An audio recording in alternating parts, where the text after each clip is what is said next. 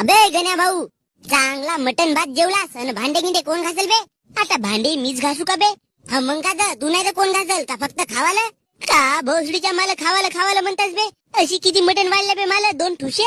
2 kilo mutton मधून तर मला फक्त 2च ठुसे वाढले बे. बाकीचे तर तुम्हीच सपाटल्या. हा तर आम्ही खाऊन नाही तर का बे? 200 रुपये दिलून ना. तू किती दिलास? 20 रुपये. मसालाच 50 रुपयाचा झाला. लाल्याला घास म्हणणं भांडे मी कसं घासू? ऐ गण्या भाऊ, भात भाजी मीनच मांडलो. पाय गण्या भाऊ, त्यानं मटण बनवलं. आता तुझी बारी आहे बरं भांडे घासावाची. आईचा भुकटचा खावाचा ना रावाचा असा करावाचा असेल तर पुढेपासून तू पार्टीत नको राहू.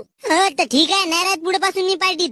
हा तर नको राहू ना, पण आता पहिले भांडे घास तू. मग जा कोठी जाऊ मरतेस तर. बेटा मला आता पुढेपासून पार्टीतच नसे रावायचं तर आता काय भांडे घासू बे मी? तुझ्या कानाखाली 2 शकतो गण्या भाऊ. म्हणजे आता नुसते भांडे नाही घासलो म्हणून तू मला 2 मारशील? मी 2 मारतो, 4 होऊन जातात घे. आता मला राग घेऊन आला ना तर काही नाही, या भांड्यासकट तुझ्या घरचे भांडे घास.